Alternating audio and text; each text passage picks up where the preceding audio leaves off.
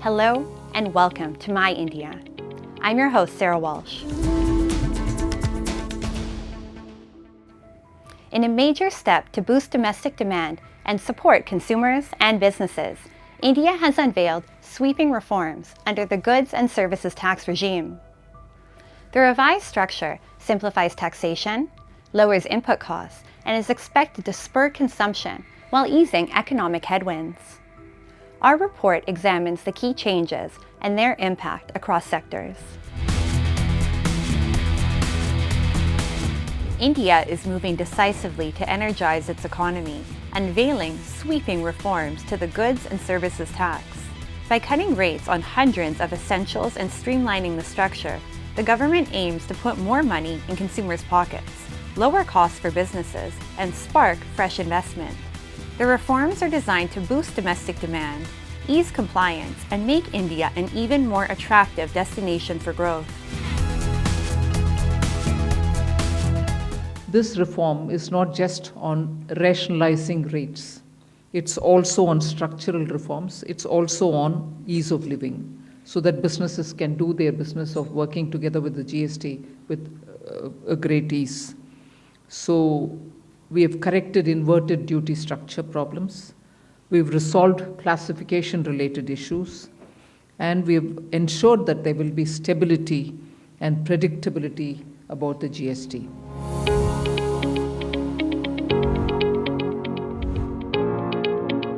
The government's decision to cut GST rates on key construction materials is set to bring down building costs, making housing more affordable for buyers. The move is expected to unlock fresh investments in real estate, spur new residential products, and drive demand in the affordable and mid-income segments.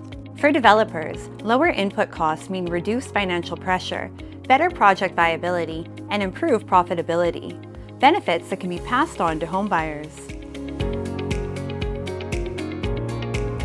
The health sector, too, has welcomed the reforms. With lower GST rates and a simplified structure, hospitals and clinics anticipate reduced operating costs, while patients stand to gain from more accessible and affordable healthcare services. Together, these reforms promise to energize two critical pillars of the economy: housing and healthcare. So the cost of insurance to people who are seeking insurance is now much less, and even if the insurance companies do decide to add some cost, that is with the insurance companies, but it has made it much more affordable and enabled access into healthcare. The second thing the GST has done in healthcare is to reduce the cost for all cancer medication, bring down to 5% all other medications. It has also looked at reducing the cost on consumables. India's defense sector, central to its strategic ambitions, is set for a major lift under the new GST reforms. By easing taxes on startups and MSMEs in defense corridors, the government is fueling indigenous manufacturing, innovation, and faster modernization. R&D projects, from advanced simulators to IDEX initiatives, will now enjoy full GST refunds of zero GST, cutting costs and paving the way for breakthrough technologies. As you are aware that this will give us a major flip as far as the defense corridors are concerned. The second issue is MSMEs and startups which are there, they'll also get a major advantage. If you see, Army looks at three things. That is the defense modernization, training and research and development. So research and development, the IDEX projects, others which are there, the complete entire GST will be refunded to them. As for the simulators others are concerned, they will be having the zero GST. As India steers through turbulent global trade winds, the latest GST reforms chart a course towards stability and long-term prosperity. By easing business costs and streamlining compliance, the government is laying the groundwork for a more dynamic, resilient, and opportunity-rich economy in the years to come.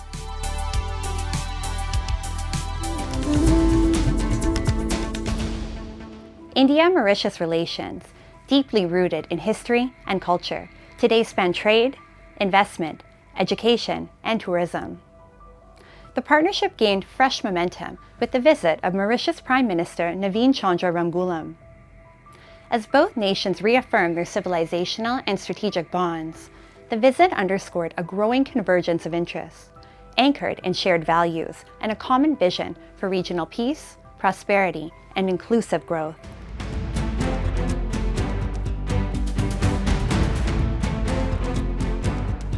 India and Mauritius are adding a fresh chapter to their time-tested friendship, reinforcing historic ties with renewed cooperation across diverse sectors. From infrastructure and maritime security to technological innovation and community initiatives, the partnership continues to expand its horizons.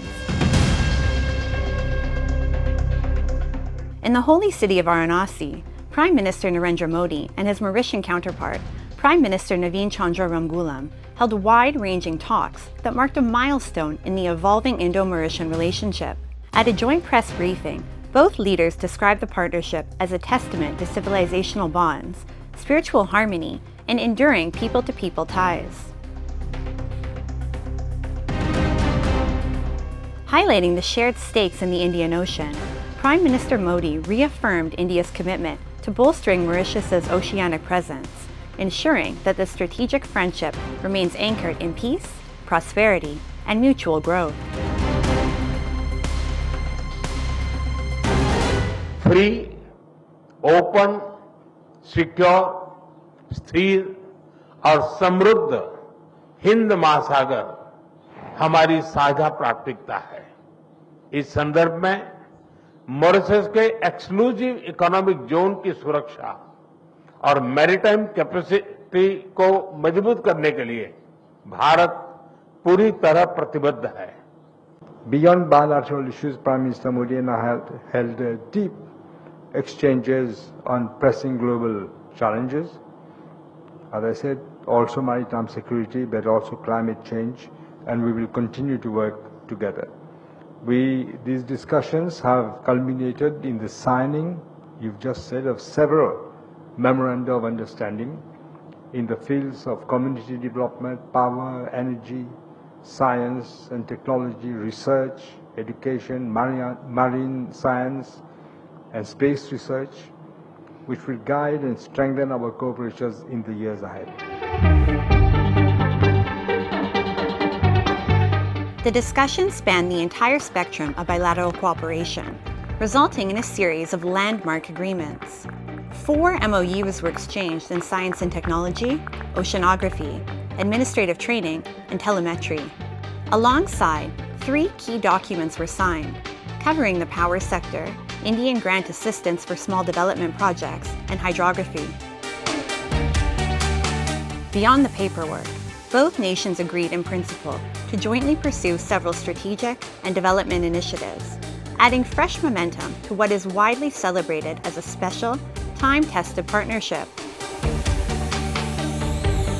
Mauritius is an integral part of India's neighborhood first policy and our vision Mahasagar, which is mutual and holistic advancement for security and growth across regions.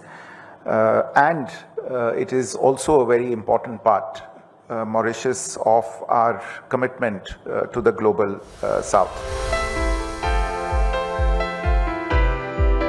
On his cultural visit to India, Prime Minister Navinchandra Ramgoolam offered prayers at the Kashi Vishwanath Temple in Varanasi and the Ram Temple in Ayodhya, experiences that highlighted the shared spiritual and cultural roots linking India and Mauritius. These engagements, going beyond diplomacy, reaffirm the civilizational bonds and people-to-people ties that make the partnership truly unique. As the two nations chart the next chapter of their relationship, marked by trust and strategic cooperation, they're also shaping a shared vision for regional peace, prosperity, and sustainable growth, setting a benchmark for South-to-South collaboration and building a future that is resilient, connected, and mutually empowering.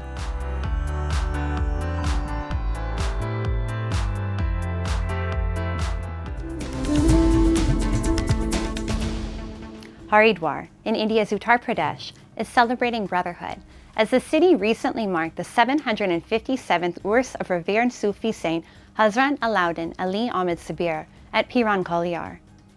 The annual celebration drew over 1 lakh devotees from across the country, who offered prayers and sought blessings. With chadars, flowers, and devotion, the Urs festival stood as a powerful symbol of India's living legacy of peace, harmony, and centuries-old Sufi tradition.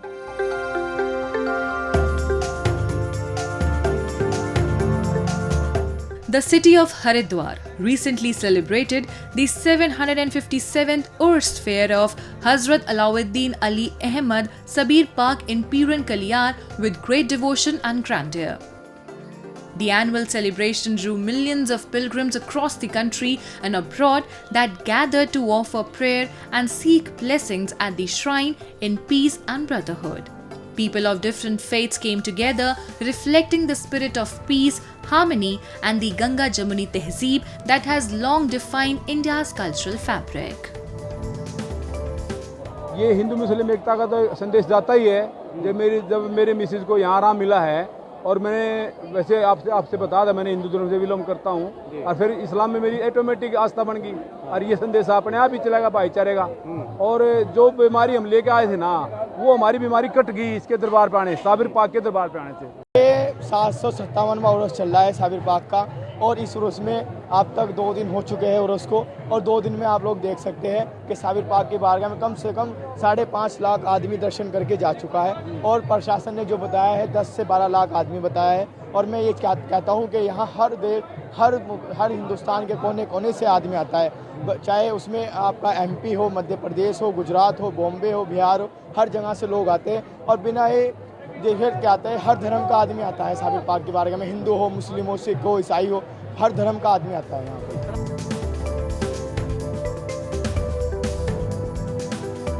During the festival, the shrine of Sabir Park was adorned with offerings of chadars, flowers, perfumes, and cardamom seeds, with Hindus, Muslims, Sikhs, and Christians bowing heads together in solidarity. Devotees believed that prayers made here with a true heart were always answered and that nobody returns empty-handed. Hindustan की किसी भी दरगाह पे चले जाएं, इन खानकाहों की खूबसूरती यही है कि इसमें हर मज़हब व मिल्लत का इंसान जो है वो शिरकत करता है, बग़ैर किसी भेदभाव के, बग़ैर किसी जाति धर्म के उसका इस्तकबाल किया जाता है, उसे गले से लगाया जाता है। यही प्यार मोहब्बत जो हिंदुस्तान का एक खूबसूरती है हमारे मुल्क की, वो खूबसूरती जो है गंगा जमनी जो तहज़ीब है वो इन दरबारों से, इन खानकाहों से आज तक जारी है और सारी है। Such festivals remind everyone that faith knows no boundaries and true devotion lies in the spirit of togetherness, compassion, and harmony.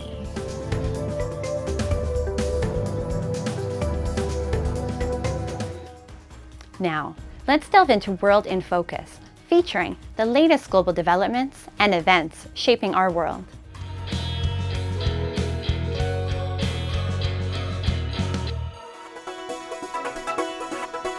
The 13th World Sushi Cup Japan was held in Tokyo, with the goal of selecting the top foreign sushi chef in the world.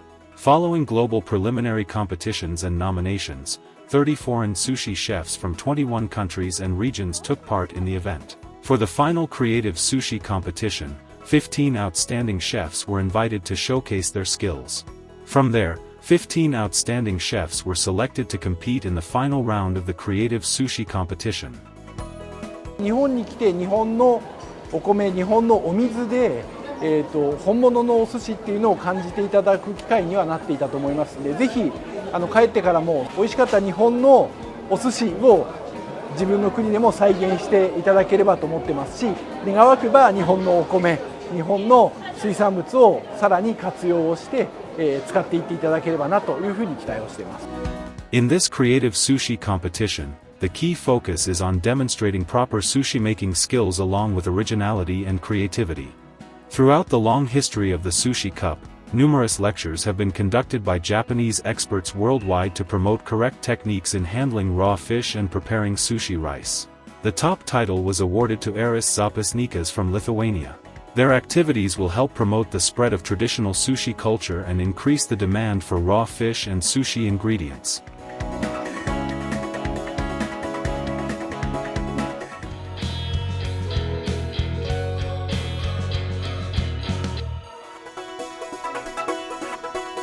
50 couples from across the globe tied the knot at iconic cultural landmarks across Denmark during the annual Golden Days Festival.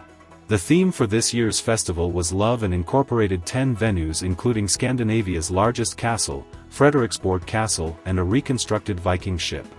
Wedding ceremonies also took place at the Contemporary Art Center Nikolai Kunsthal, the Danish Design Museum and the Rudolf Tegner's Museum and Statue Park. According to the organizers, 50 ceremonies took place in 10 venues held which accommodated a total of 12,000 wedding guests. The Golden Days Festival takes place in Denmark every September.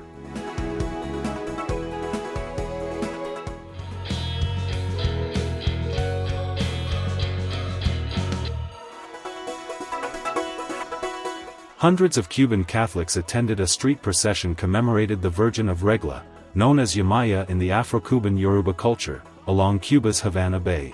Devotees venerated statues and dolls of the Virgin of Regla in a street procession and offered prayers during a mass held in a church named after her. A Marian devotion that fuses Roman Catholic and Afro-Cuban traditions. Other rituals of the day included devotees offering gifts and wetting their bodies by the seaside to receive blessings. The feast day of the Virgin of Regla is marked annually on September 8, coinciding with the birth of the Virgin Mary.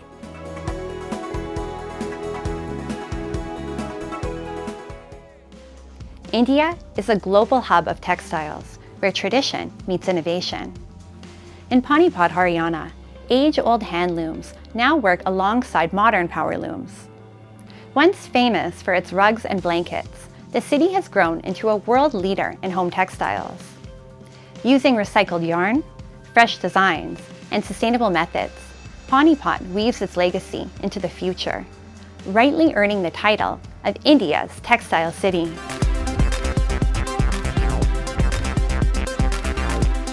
Panipat, the city of weavers, is witnessing a revival. Once overshadowed by power looms and imports, its famed rugs and blankets are regaining prominence in domestic and global markets.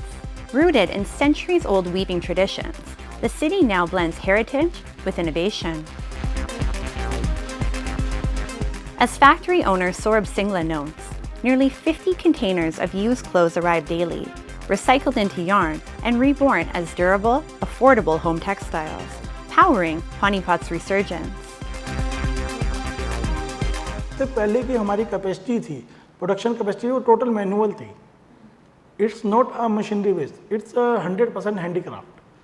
Machinery part बहुत कम होता था. But लेकिन अगर हम कुछ past decades में बात करें आफ्टर द 2016, बिकॉज गवर्नमेंट ने बहुत सारी सब्सिडी दी हैं, गवर्नमेंट ने इसको बहुत ज़्यादा प्रमोट दिया है, उसकी वजह से हमारी इतनी मशीन्स इंपोर्ट हुई बाहर से. आज जो टेक्सटाइल सेक्टर है वो इतना ज़्यादा वास्ट हो चुका है, हम लगभग ईच एंड एवरीथिंग इंडिया के अंदर बनाते हैं. कोई ऐसी चीज़ नहीं है जिसके लिए हम किसी दूसरी कंट्री पे डिपेंड हैं. आज हर तरह की वैरायटी, हर तरह की क्वालिटी यहाँ बनती है और एक अच्छी क्वांटिटी में बनती है. जो विद इन इंडिया आपकी उसकी सप्लाई है, विद इन इंडिया उसकी कंजप्शन है और आउट ऑफ इंडिया भी उसकी कंजप्शन है. Panipat's textile industry has grown into a rare fusion of machine efficiency and timeless craftsmanship. This balance preserves its heritage while powering global growth. Here, local manufacturers weave tradition with technology, spinning fibers into yarn, shaping fabrics, and finishing them with innovation, delivering faster, smarter, and more diverse creations that keep Panipat at the heart of India's textile story. हमारे यहाँ पर ना zero से process होके ending तक जाता है. धागे से हमारे यहाँ पर काम शुरू होता है, उसके बाद उसकी प्रोसेसिंग होती है, उसके रोल्स बनते हैं, उसके बाद उसकी कटिंग होके वो फाइनल प्रोडक्ट बन के आफ्टर दैट चेकिंग होके माल डिस्पैच के लिए जाता है. आज डिमांड क्यों बढ़ी है, उसका कारण है कि एक तो हम लोग खुद प्रोडक्ट को बनाने लगे तो इस वजह से डिमांड बढ़ी है. उसके बाद अगर हमारे फोकस की बात करेंगे, अगर हम क्वालिटी बनाते हैं, कोई भी कंपनी अगर आज क्वालिटी में काम करेगी तो क्वांटिटी अपने आप निकल के आएगी. Haryana is among India's 4 major carpet-producing belts, with Panipat standing out as a leading hub for floor coverings and carpets. Home to nearly 200 manufacturing units, the city has built a thriving textile ecosystem. Government data shows Panipat's textile exports touch about $1.4 billion USD annually, sustaining the livelihoods of 8 to 10 lakh weavers. From Walmart to IKEA, and from the USA to Japan, Panipat's creations now adorn homes across the world. Customers आते हैं वो demand करते हैं जैसे हाथ से बनी चीज़ें, जैसे खड्डी होगी। खड्डी हमारी पानीपत का फेमस आइटम है, खड्डी मशीन। ये एक ऐसी मशीन है जो सिर्फ हैंड से ऑपरेट हो सकती है, कोई मशीन का लूम नहीं, हैंडलूम बोलते हैं इसको मोस्टली। जैसे चाइना हो गया, आज तक खड्डी वाली चीज़ें नहीं बना पाया। अमेरिका है, मोस्टली खड्डी की हैंडमेड आइटम डिमांड करता है। यहाँ हमारा पूरा पेटा भरता है, क्वालिटी अच्छी मिलती है, रेट बहुत वाजिब है और इससे हमारा काम बहुत अच्छे लेवल पे चल रहा है। Earlier, Panipat's weavers and manufacturers depended on middlemen, bulk buyers, or trade fairs to reach customers. Today, e-commerce and social media have opened new doors, allowing artisans to take direct orders and build their own brands. With digital payments and faster logistics, trade has become simpler, empowering weavers to connect with the world more independently than ever before. तो WhatsApp पे group बनाने का हमारे को ये benefit रहता है कि हम जो भी हमारी आइटम का अपडेट होता है या कुछ भी उसमें चेंजेस होते हैं, हम वो सब अपने कस्टमर्स को जो है सेंड कर देते हैं, जिससे क्या होता है कि कस्टमर को बाय एनी चांस अगर किसी अदर आइटम की भी रिक्वायरमेंट होती है तो वो एक बार हमारे से कंफर्म ज़रूर करता है। दूसरी चीज़, अब हम आते हैं न्यू कस्टमर्स पे। व्हाट्सएप से आप न्यू कस्टमर्स तो देखिए मैम बिल्ड नहीं कर सकते, वो आपके जो एग्जिस्टिंग कस्टमर्स हैं उनको इन्फॉर्मेशन प्रोवाइड करने का ही काम करता है। तो उसके लिए हमें जो है फेसबुक और इंस्टाग्राम का प्लेटफॉर्म अच्छा लगता है। रीज़न बीइंग, अगर आप फेसबुक और इंस्टाग्राम पे जो आपकी प्रोफाइल में नहीं भी हैं लोग, जब आप वहाँ पर कुछ भी अपडेट करते हैं, अगर चैनल बनाते हैं या पेज बनाते हैं, तो ये दोनों प्लेटफॉर्म्स ऑटोमेटिकली अपने एंड से भी आपके जो चैनल्स को प्रमोट करते हैं। From hand-woven rugs to machine-made innovations, Panipat has stitched its legacy into the global fabric. By blending heritage with technology and tradition with sustainability, this textile city continues to power livelihoods while weaving India's story across the world.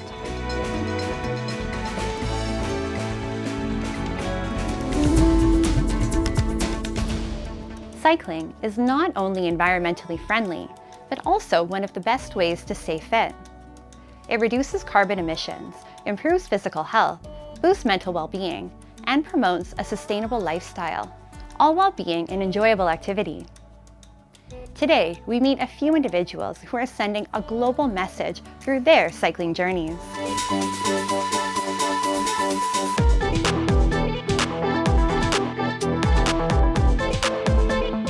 Cycling has become a powerful way to promote climate awareness in India, offering a zero-emission alternative that reduces pollution, eases traffic, and encourages healthier urban lifestyles.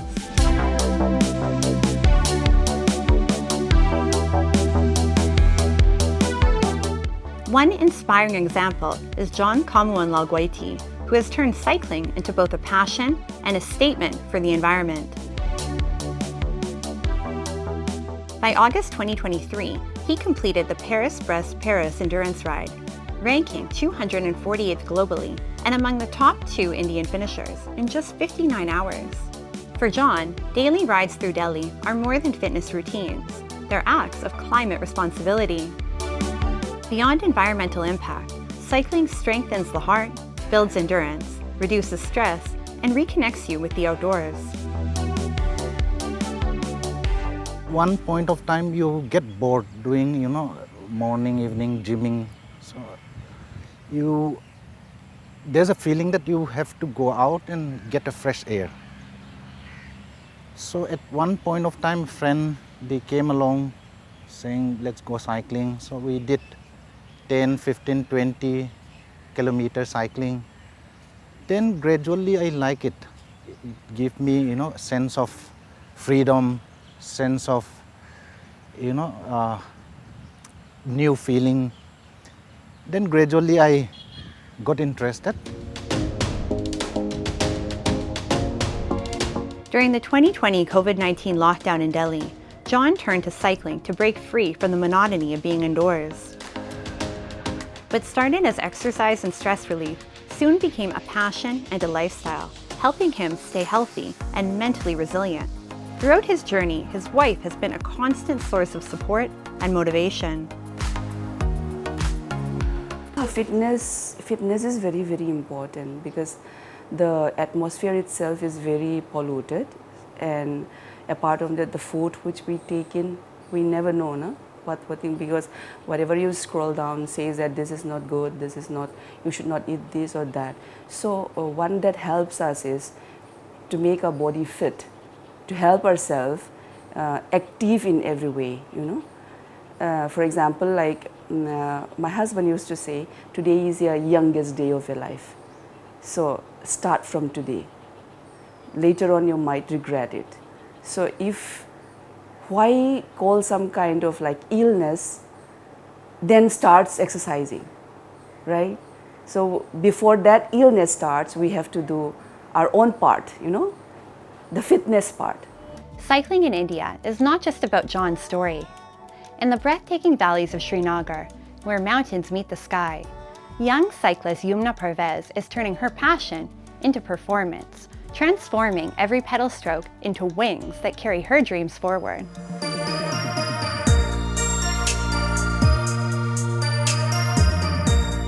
In the scenic valleys of Srinagar, young cyclist Yumna Parvez is making her mark in competitive cycling. With 2 state championships and 5 district titles, her journey is a testament to dedication, discipline, and ambition. As Jammu and Kashmir's sports culture grows, Yumna shines as a symbol of emerging talent and youthful determination. The very first time मैंने एक race में participate किया, I felt like हाँ मैं कर सकती हूँ, and people motivated me like you have the potential, you can do this. तो उसके बाद फिर धीरे धीरे ये मेरा एक passion बन गया, like मैंने training start करी, उसके बाद फिर daily जब training होती रहती थी, उसके बाद फिर like लोग motivate करते थे, तो motivation से क्या आता है ना, एक energy level जो है वो boost होती है आपके अंदर, तो उसके बाद धीरे धीरे ये मेरा passion बन गया. Yumna's journey is one of passion, resilience, and family support. Her dedication has made her a formidable athlete, inspiring her family and countless young girls across the valley to chase their dreams fearlessly. बचपन से लगभग ये 4-5-6 साल की थी तब से मैं इसको अपने साथ लेकर आया हूँ. साइकिल चलाती है, बहुत अच्छा चलाती है. तो मुझे लगा था ये कुछ कर सकती हैं, इसलिए मैंने इनके ऊपर बहुत मेहनत की. अपने साथ इनको मैं निकालता था साइकिल. सुबह हम ये डल लेक में ये करते हैं, तो बहुत सपोर्ट किया मैंने इनको. ऐसी कोई जगह ही नहीं जहाँ पर ये गई है. जैसे 4 बार ये नेशनल खेल चुकी हैं, 4 बार मैं इनके साथ ही था. पूरा सपोर्ट करता हूँ मैं इनको साइकिल के लिए. Cycling is affordable, accessible, and environmentally friendly. It requires no fuel, minimal maintenance, and suits people from all walks of life. With governments worldwide promoting cycling-friendly cities, India is beginning to embrace this movement. A simple pedal stroke not only reduces emissions, but also inspires the young, promotes health, and takes a step toward a cleaner, greener future.